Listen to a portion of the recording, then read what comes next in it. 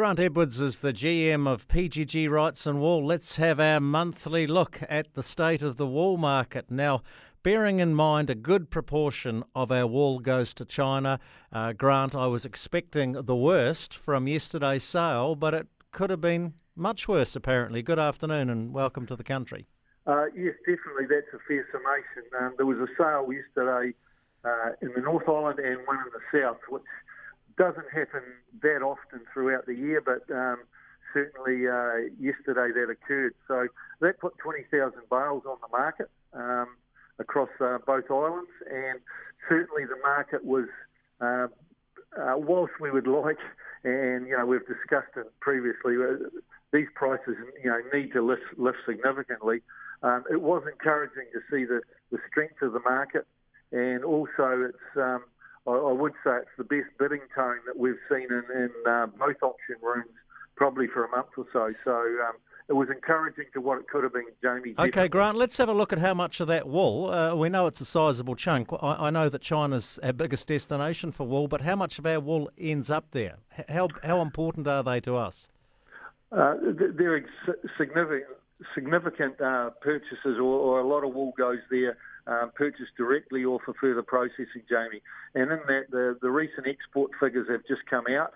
95% of New Zealand's wool is exported, with China historically taking around 45 to 50% of that production. These recent figures say that has declined for the last 6 months, so July to December, to 37%. A lot of that, or some of that, has been picked up by India. So I guess, definitely from there, there's signals that some of that processing is being transferred. And we've also always got the European markets, which are steady around that 10%. Now, Grant, the world is battling coronavirus. We're getting sick of it, but the wool market is not only battling coronavirus.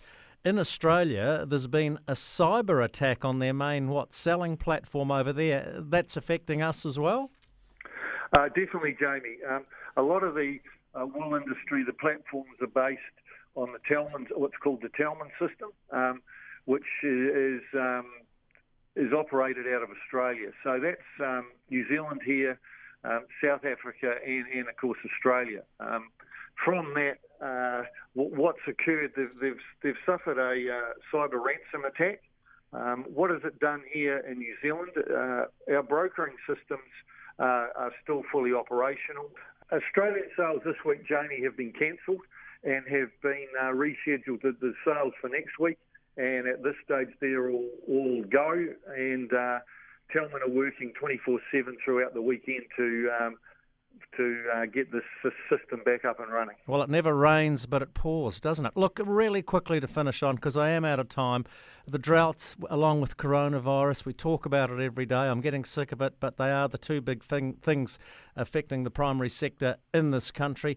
How is the drought affecting the wool market? And I'm thinking of things like, more vegetable matter in wool, or maybe lambs not being shorn because they've had to be killed early. Just give me a quick summation of that.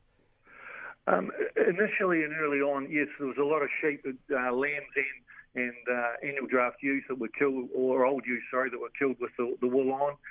What we're seeing now is that freezing companies, or one in particular that I'm aware of, has put out a premium on shorn pelts, which will, I'm sure, will increase that lamb shearing. And the other thing that we're seeing, as you've touched on, is the increase in vegetable matter. The droughts, the sheep tend to poke more, and they get more vegetable matter in the wool, and we're seeing significant discounts for wool with high VM, which is climatic driven and something a lot of farmers or growers can't do anything about. We live in interesting times. Grant Edwards from PGG Wrightson Wool. We'll chat about the market again in a month's time, and I reckon it's going to be better. See you later. Thanks, Jamie, and afternoon to all your listeners.